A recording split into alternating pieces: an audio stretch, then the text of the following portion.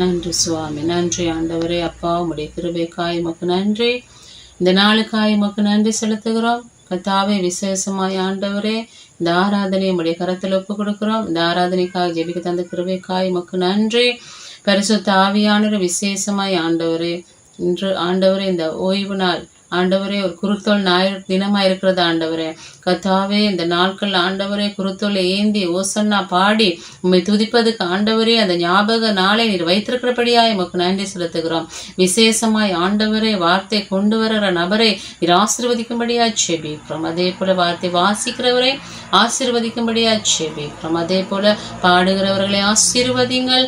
அதே போல சுவாமி கர்த்தாவே ஆண்டவரே உம்முடைய இரத்தத்தினால் ஆண்டவரே இந்த ஆராதனை மூடிக்கொள்ள செபிக்கிறோம். பரிசுத்த ஆவியானவர் தொடக்கத்திலிருந்து முடியும் மட்டும் என்னென்ன காரியங்களை செய்வதற்கு ஆயத்தமா இருக்கிறார்களோ அவைகள் எல்லாவற்றையும் சரியாய் நிவர்த்தியாய் அழகாய் செய்து முடிப்பதற்கு உதவி செய்யும்படியா செபிக்கிறோம். இந்த வார்த்தை உலகம் எங்கும் சென்று ஆண்டவரே ஜனங்கள் மனம் திரும்ப, ஜனங்கள் உம்மை ஏற்றுக்கொள்ள, ஆண்டவரே உம்மை சொந்த இரட்சகரை ஏற்றுக்கொண்டு மனம் திரும்பி பாவத்திலிருந்து விடுதலை பெற்று உம்முடைய ராஜ்யத்துக்குள் பிரவேசிப்பதற்கு நீங்கள் உதவி செய்யும்படியா செபிக்கிறோம். ஆராதனை தொடக்கத்திற்கு முடியும் மற்றும் ஆண்டவரே உம்முடைய கரத்தினால, உம்முடைய கிருபையினால, உம்முடைய சமூகத்தினால சூழ்ந்து கொள்ளும்படியா செபிக்கிறோம். எல்லாவற்றையும் உம்முடைய கரத்தில் ஒப்பு கொடுத்து இயேசுவின் நாமத்தில் ஜெபிக்கிறோம் நல்ல பிதாவே, ஆமென். என் மேய்ப்பர் நீர்தானையா, எனக்கென்றும் குறையே இல்லை. என் மேய்ப்பர் நீர்தானையா, எனக்கென்றும் குறையே இல்லை. நான் ஏன் கலங்கணும் என் ஆயன் இருக்கையிலே, நான் ஏன் கலங்கணும் என் ஆயன் இருக்கையிலே. என் மேய்ப்பர் நீர்தானையா, எனக்கென்றும் குறையே இல்லை. என் மேய்ப்பர் நீர்தானையா, எனக்கென்றும் குறையே இல்லை.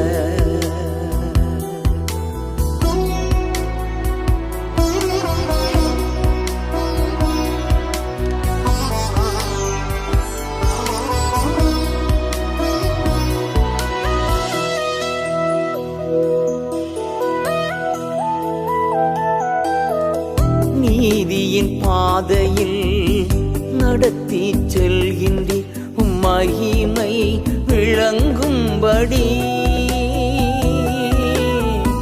நீதியின் பாதையில் நடத்தி செல்கின்றீர், உம் மகிமை விளங்கும்படி. நான் ஏன் கலங்கணும் என் ஆயன் இருக்கையிலே, நான் ஏன் கலங்கணும் என் ஆயன் இருக்கையிலே. என் மேய்ப்பர் நீர்தானையா, எனக்கென்றும் குறையே இல்லை. என் மேய்ப்பர் நீர்தானையா, எனக்கென்றும் குறையே இல்லை.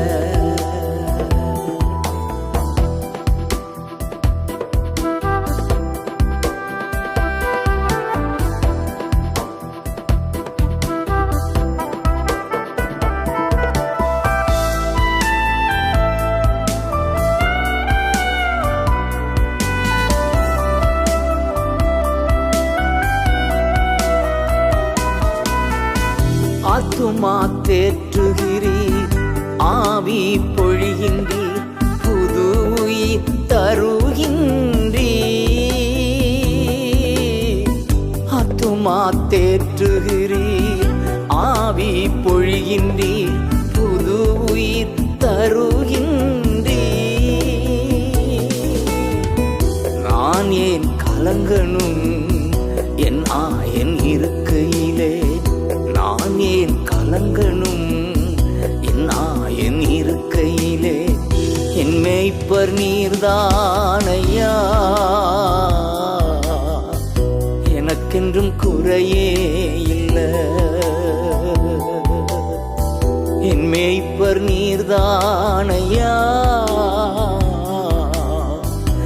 எனக்கென்றும் குறையே இல்லை.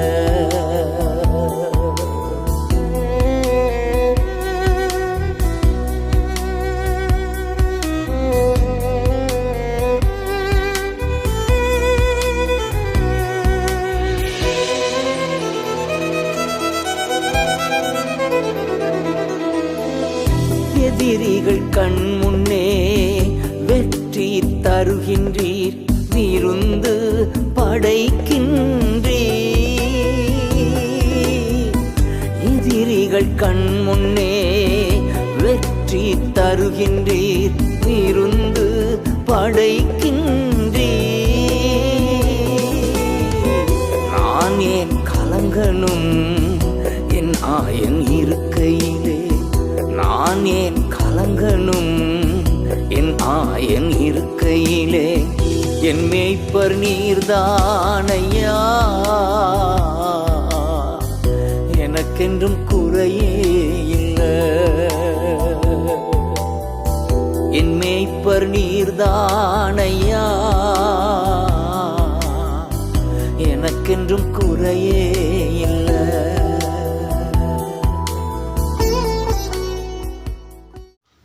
வாசிக்கப்பட வேண்டிய நிர்ப வாக்கியம் 1 யோவான் 4ஆம் அதிகாரம் 7ஆம் வசனம் தொடக்கம் 16ஆம் வசனம் வரை.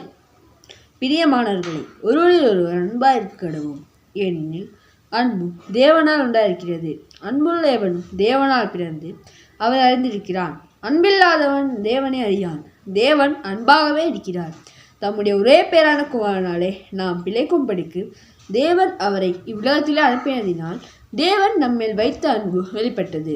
நாம் தேவனிடத்தில் அன்பு கொண்டதினால் அல்ல, அவர் நம்மிடத்தில் அன்பு கொண்டு நம்முடைய பாவங்களை நிவர்த்தி செய்கிற கிருபாதார பலியாக தம்முடைய குமாரனை அனுப்பினதினாலே அன்பு உண்டாயிருக்கிறது. பிரியமானவர்களே, தேவன் நிவிதமாய் தம்மிடத்தில் அன்பு கொண்டிருக்க நாம் ஒருவரிடத்தில் ஒருவர் அன்பு கூற கடனாளிகளாயிருக்கிறோம். தேவனை ஒருவரும் ஒருபோதும் கண்டதில்லை. நாம் ஒருவரிடத்திலும் ஒருவர் அன்பு கொண்டால் தேவன் நமக்குள் நிலைத்திருக்கிறார், அவருடைய அன்பும் நமக்குள் பூரணப்படும். அவர் தம்முடைய ஆவியில் நமக்கு தந்தளினாலே நாம் அவரிலும் அவர் நம்மிலும் நிலைத்திருக்கிறதை அறிந்திருக்கிறோம். பிதாவானவர் குமாரனை உலகரட்சகராக அனுப்பினார் என்று நாங்கள் கண்டு சாட்சியிடுகிறோம். இயேசுவானவர் தேவனுடைய குமாரன் என்று அறிக்கை பண்ணுகிறவன் எவனோ அவனில் தேவன் நிலைத்திருக்கிறார், அவனும் தேவனில் நிலைத்திருக்கிறான். தேவன் நம்மேல் வைத்திருக்கிற அன்பை நாம் அறிந்து விசுவாசித்திருக்கிறோம். தேவன் அன்பாகவே இருக்கிறார். அன்பில் நிலைத்திருக்கிறவன் தேவனில் நிலைத்திருக்கிறான், தேவனும் அவனில் நிலைத்திருக்கிறார். வாசிக்க வேண்டிய நிர்ப வாக்கியம் வாசித்தாயிற்று. மறவா இயேசு மறவா, ஒரு இமை பொழுதிலும் உன்னை மறவா. மறவா இயேசு மறவா, உன்னை உருவாக்கின தேவன் மறவா. மறவா இயேசு மறவா, உன்னை ஒரு இமை பொழுதிலும் மறவா. மறவா இயேசு மறவா, உன்னை உருவாக்கின தேவன் மறவா. அழைத்தவர் உன்னை மறவா, அபிஷேகம் செய்தவர் மறவா. அழைத்தவர் உன்னை மறவா, அபிஷேகம் செய்தவர் மறவா.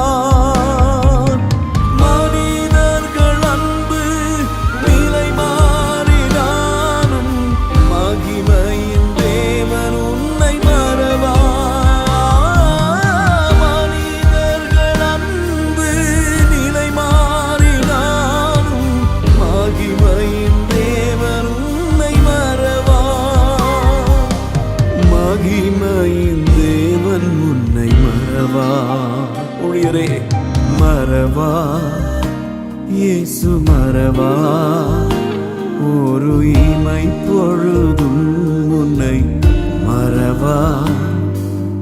மறவா இயேசு மறவா, உன்னை உருவாக்கின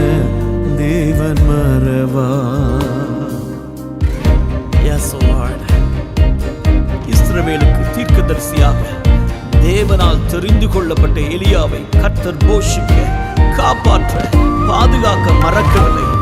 எங்களையும் போஷித்தீரே, காப்பாற்றினீரே, பாதுகாத்தீரே. நன்றி ஆண்டவரே. உலக அழுத்தங்களினால் எலியாவுக்கு சோர்வுகள் வந்தது. ஆனாலும் அழைத்த தெய்வன் எலியாவை எழுப்பி இதுவரைக்கும் செய்திராததை செய்ய வைத்தாரே. எங்கள் அழுத்தங்கள் சோர்வுகளை தாண்டி உமக்காய் எழும்ப உதவி செய்யும். தரிசனம் தந்தவர் மறவா, தாங்கியே நடத்தின மறவா. சபையே, தரிசனம் தந்தவர் மறவா, தாங்கியே நடத்தின மறவா.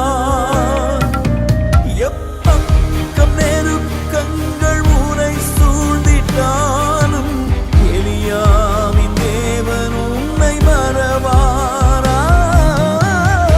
எப்பக்கம் நெருக்கங்கள் ஊரை சூழ்ந்திட்டாலும் எலியாவின் தேவன் உன்னை மறவார். எலியாவின் தேவன் உன்னை மறவா. மறவா இயேசு மறவா. ஒரு இமை பொழுதும் உன்னை மறவா. மறவா இயேசு மறவா. உன்னை உருவாக்கின தேவன் மறவா.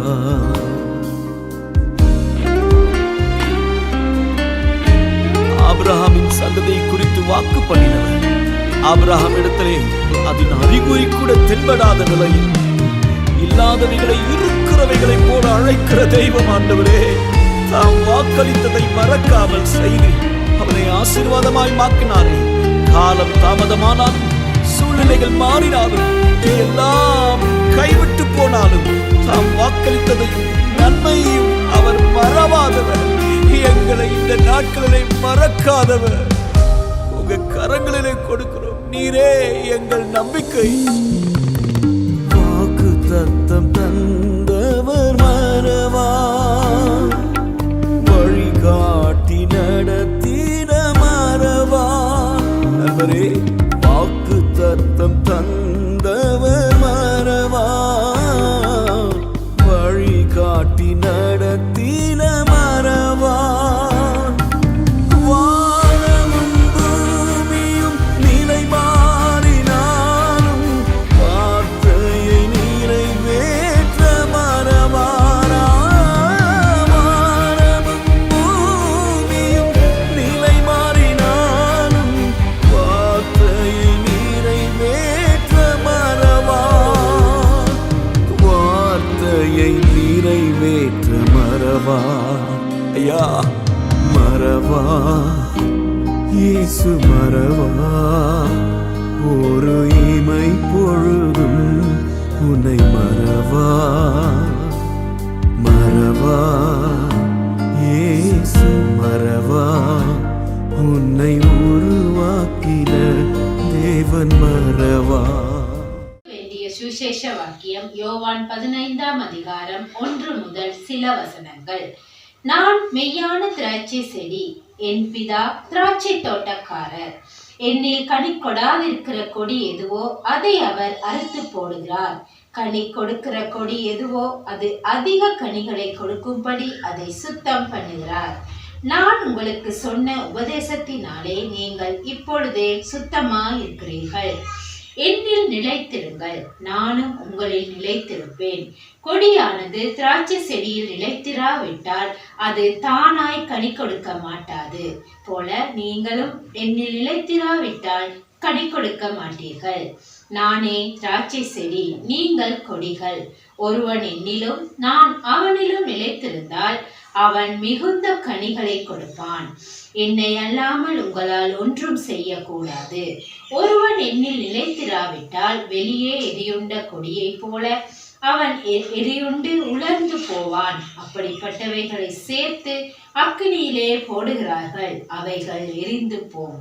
நீங்கள் என்னிலும் என் வார்த்தைகள் உங்களிலும் நிலைத்திருந்தால் நீங்கள் கேட்டுக்கொள்வது எதுவோ அது உங்களுக்கு செய்யப்படும். நீங்கள் மிகுந்த கனிகளை கொடுப்பதினால் என் பிதா மகிமைப்படுவார், எனக்கும் சீஷராய் இருப்பீர்கள். வாசிக்க வேண்டிய சுவிசேஷ வாக்கியம் வாசித்தாயிற்று.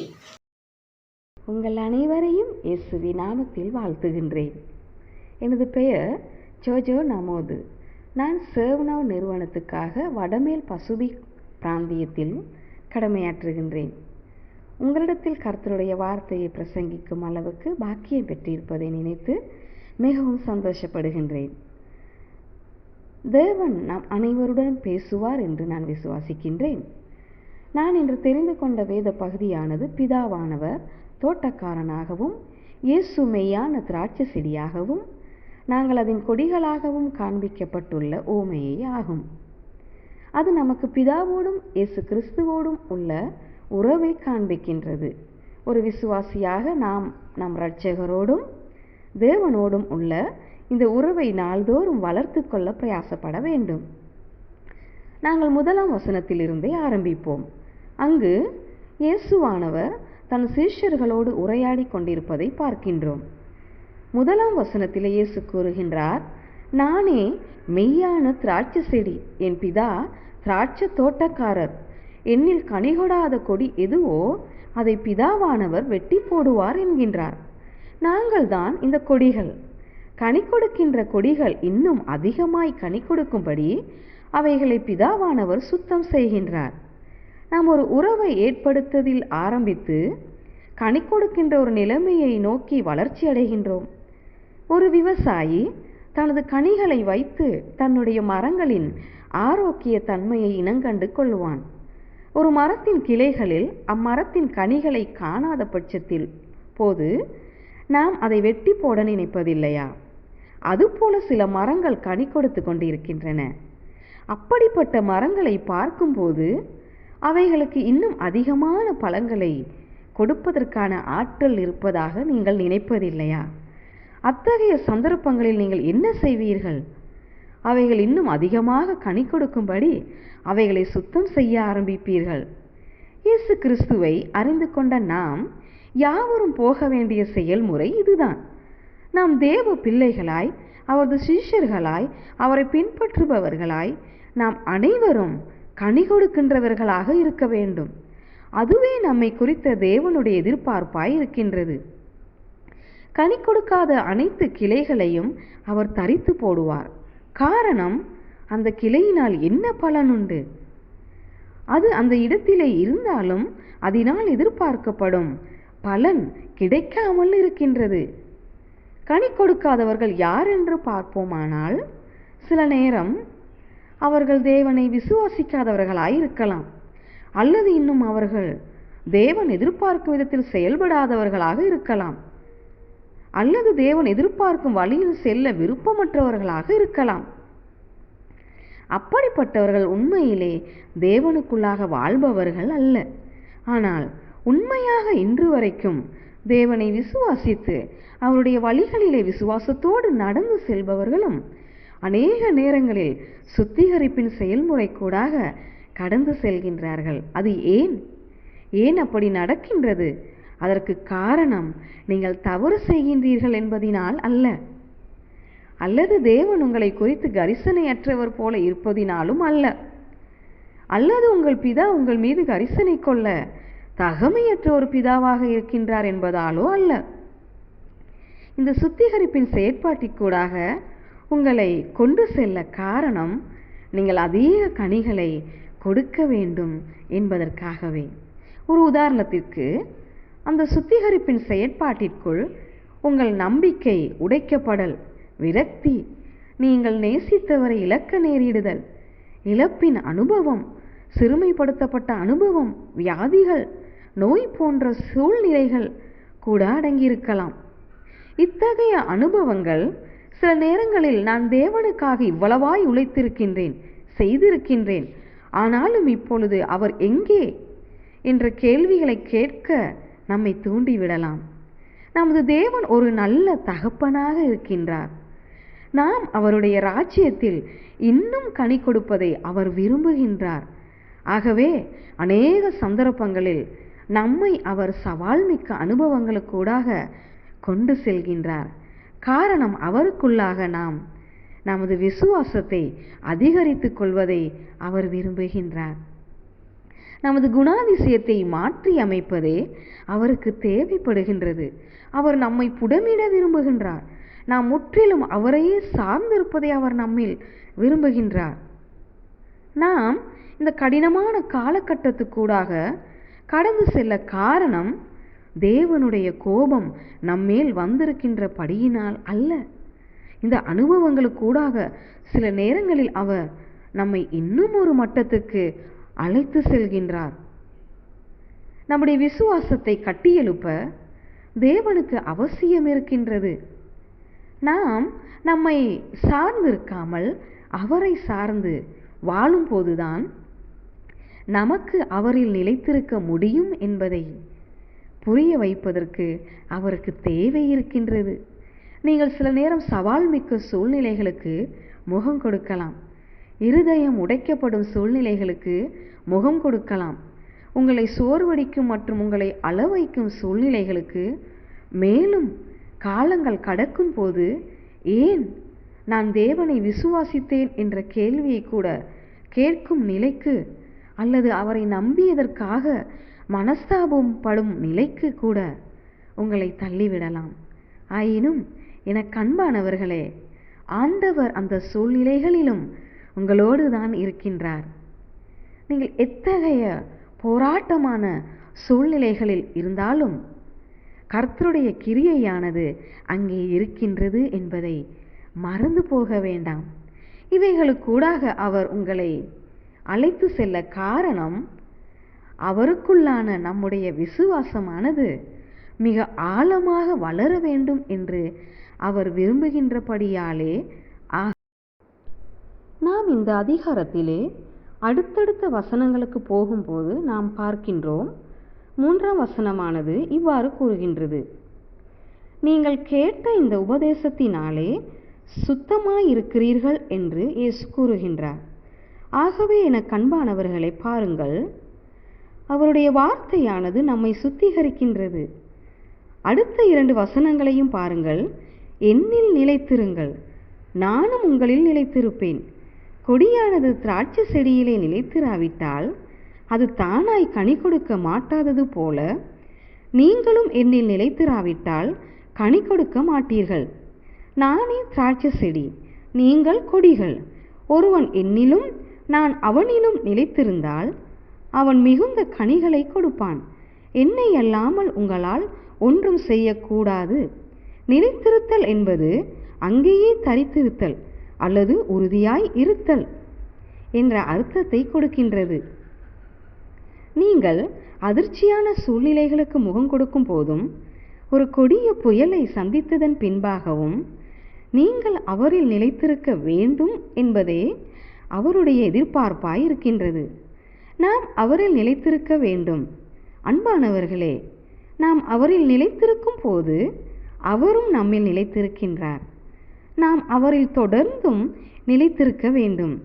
பிரியமானவர்களே, இதிலே மிகவும் அழகான விடயம் என்னவென்றால், நாம் அவரில் நிலைத்திருக்கும் போதுதான் அவரும் நம்மில் நிலைத்திருக்கின்றார்.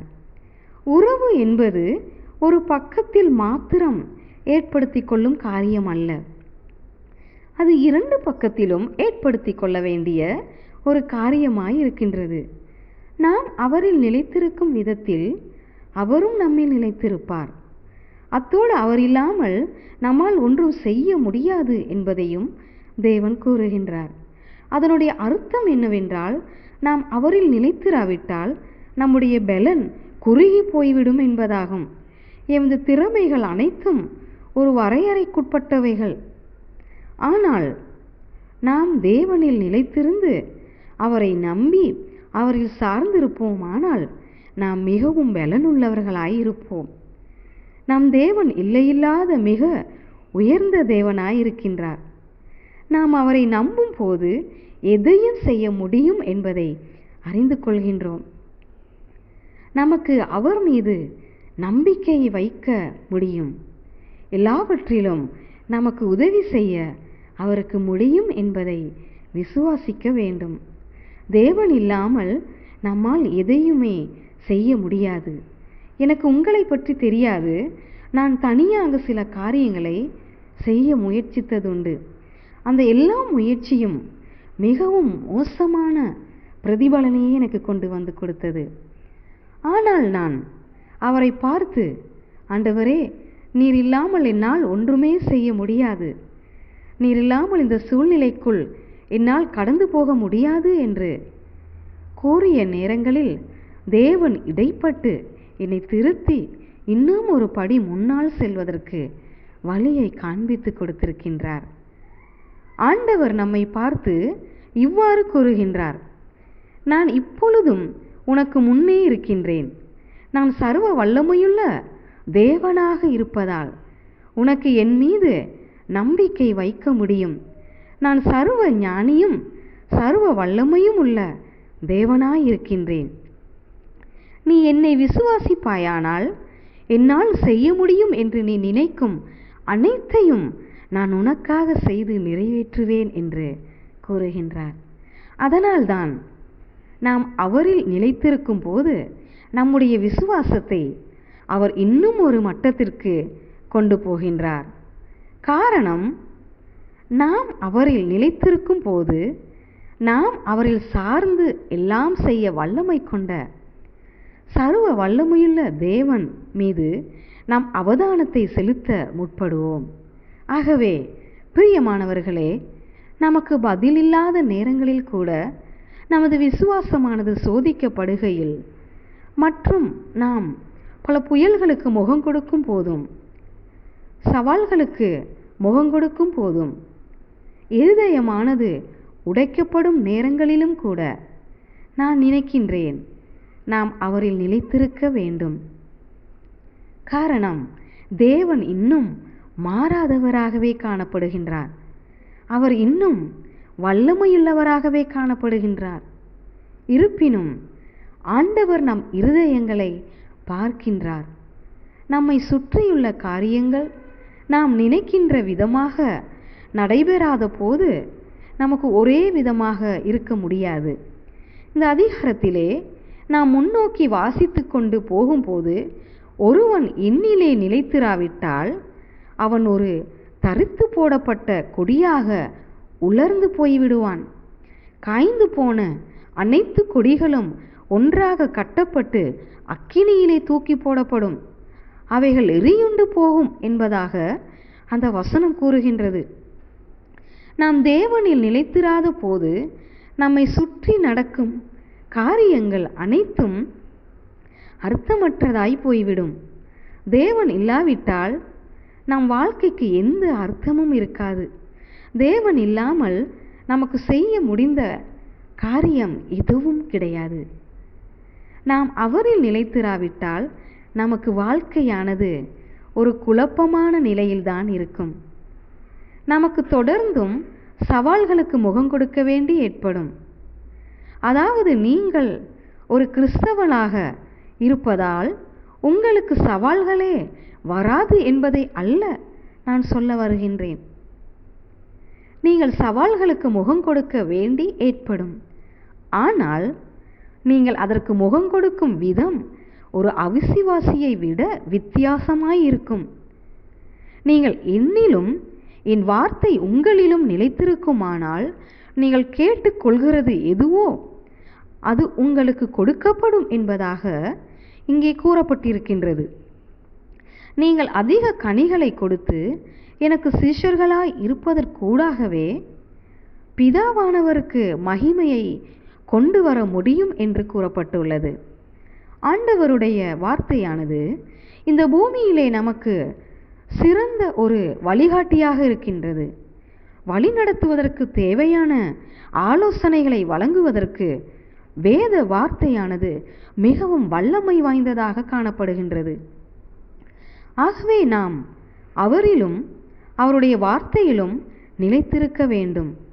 ஆண்டவருடைய வார்த்தையை அடித்தளமாக வைத்து கொள்ளாமல், அந்த வார்த்தை கூடாக நம்முடைய காரியங்களை ஆரம்பிக்காமல், அவர் நம்மை குறித்து எழுத வைத்திருக்கும் ஆழமான காரியங்களை அறிந்து கொள்ளாமல் அவருடைய வார்த்தையில் நிலைத்திருப்பது என்பது சாத்தியமற்ற ஒரு காரியமாக காணப்படுகின்றது. நாம் அவருக்குள் இருக்கும்போது நாம் வேண்டியதை அவரிடத்தில் கேட்க முடியும் என்பதையும் அவரால் அதை செய்ய முடியும் என்பதையும் நாம் நன்கு அறிந்திருக்கின்றோம். காரணம், நாம் அவரில் நிலைத்திருந்து அவரை விசுவாசிக்கும் போது அவருடைய வார்த்தையையும் சித்தத்தையும் ஓரளவுக்கு அறிந்து கொள்ள முடிவதால் நாம் சரியானதை அவரிடத்தில் கேட்க ஆரம்பிப்போம். ஆண்டவர் அவரது சித்தத்தை நம் வாழ்க்கையிலே வைத்திருக்கின்றார். நமக்கு அவரோடு உறவு இருப்பதால் நமக்கு அவருடைய சித்தத்தை அறிந்து கொள்ள முடிகின்றது. நாம் இவைகளை செய்யும்போது, அற்புதங்கள் அடையாளங்கள் நடக்கும்போது, நடக்காது என்று நினைத்த காரியங்கள் நடக்க ஆரம்பிக்கும்போது அதற்கூடாக நம் தேவன் மகிமைப்படுவார் என்று நான் உங்களிடம் கேட்கும் கேள்விதான், நாம் தேவனை எந்த இடத்திலிருந்து விசுவாசிக்க தொடங்க வேண்டும் என்பதே. உங்களுடைய விசுவாசமானது ஒருவேளை உடைந்து போயிருக்கலாம். சில நேரம் அவிசுவாசத்தின் நிமித்தம் நீங்கள் தேவனை சந்தேகித்து ஆண்டவர் எங்கே இருக்கின்றார் என்று அவரிடத்திலே கேள்வி கேட்டுக்கொண்டிருக்கலாம். உங்கள் விசுவாசத்தை தொடர்ந்தும் வைத்துக் கொள்ளுங்கள். அவரில் நிலைத்திருங்கள். அவர் நம்பத்தக்க ஒரு தகப்பனாக இருப்பதால் உங்கள் எதிர்பார்ப்புகளை ஒருபோதும் விட்டுவிடக்கூடாது என்பதை நீங்கள் பழக வேண்டும் என்று நான் விரும்புகின்றேன். நீங்கள் கடந்து செல்லும் அனைத்து அனுபவங்களையும் அவர் அறிந்தவராயிருக்கின்றார். ஒருவேளை நீங்கள் ஒரு சவால் மிக்க காலத்தை கடந்து கொண்டிருக்கலாம். ஆயினும் தேவன் அதை அறிந்தவராக இருக்கின்றார். அவர் உங்களை புரிந்து கொள்ளக்கூடியவராக இருக்கின்றார் என்றும் புயலின் மத்தியிலும் உங்களோடு இருக்கின்றார் என்பதையும் கூறி உங்களை தைரியப்படுத்த நான் விரும்புகின்றேன். அவர் மேல் உங்கள் நம்பிக்கையை வையுங்கள். அவரை முழுமையாய் நம்புங்கள். ஆண்டவர் வித்தியாசமான விதங்களில் உங்களை ஆச்சரியப்படுத்துவார். இந்த செய்தியானது உங்களுக்கு ஒரு ஆசீர்வாதமாய் இருந்திருக்கும் என்று நான் விசுவாசிக்கின்றேன். தேவன் யார் என்பதை விசுவாசித்து அவருடைய ஆசீர்வாதத்தை பெற்று அனுபவிக்க இந்த வாரத்திற்குள் மகிழ்ச்சியோடு நுழையுங்கள். என்றைக்காவது ஒரு நாள் தேவனால் மிக அதிசயமான பிரமாண்டமான காரியங்களை செய்ய முடியும் என்கின்ற சத்தியத்தை உங்கள் அனுபவத்திற்கூடாகவே நன்றாக புரிந்து கொள்வீர்கள். கர்த்தர் தாமே உங்களை ஆசீர்வதிப்பார்.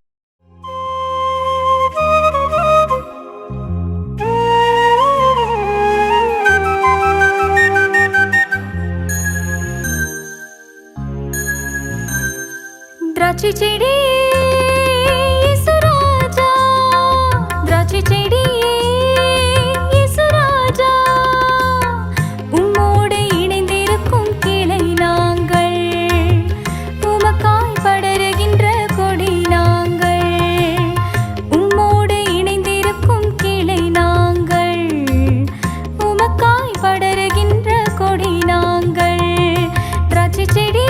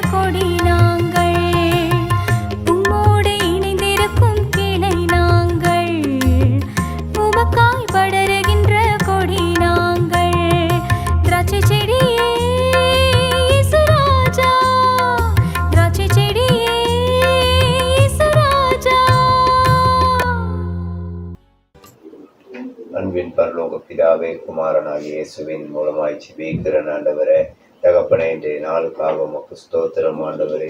சுவாமி ஆண்டவரே, இன்றைய நாளிலே ஆண்டவரே சுவாமி உமது வார்த்தையை கொடுத்து இந்த தாசன் மூலியமாய் ஆண்டவரே சுவாமி எங்களோட பேசின கிருபைக்காய் உமக்கு ஸ்தோத்திரம் ஆண்டவரே. சுவாமி இன்றைய நாளில் அநேக ஆண்டவரை வந்தவரமாய் போகாதபடிக்கு இயேசுவே உமது வார்த்தையை ஆண்டவரை கற்று ஆண்டவரை நாங்கள் ஆண்டவரை நேர்மையாய் நடக்க எங்களுக்கு உதவி செய்த கிருபைக்காய் உமக்கு நன்றி சுவாமி. ஆண்டவரே, இந்த மாலை வேளையிலே சுவாமி ஆவியானவரே, நீர் எங்களோடு பேசின கிருபைக்காய் உமக்கு ஸ்தோத்திரம் ஆண்டவரே. இயேசுவின் நாமத்தினால் சகல துதி கன மகிமை யாவற்றையும் உமது நாமத்துக்கு ஒப்பு கொடுத்து இயேசு கிறிஸ்துவின் நாமத்தினால் ஜெபிக்கிறேன் என் நல்ல தகப்பனே. ஆமென். அறிவெல்லாம் கடந்த கடவுளின் சமாதானம் உங்கள் மனமெல்லாம் நிறையட்டும். கடவுளையும் அவர் மைந்தன் இயேசு கிறிஸ்துவையும் பற்றிய அறிவிலும் அன்பிலும் அது உங்கள் நிலை கொள்ளச் செய்யட்டும். தந்தை, மைந்தன், புனித ஆவியானவராகிய அனைத்து வல்ல கடவுளின் ஆசி எப்போதும் உங்கள் மீதும் உங்களோடும் நிறைவாய் என்றும் தாங்குவதாக. ஆமென்.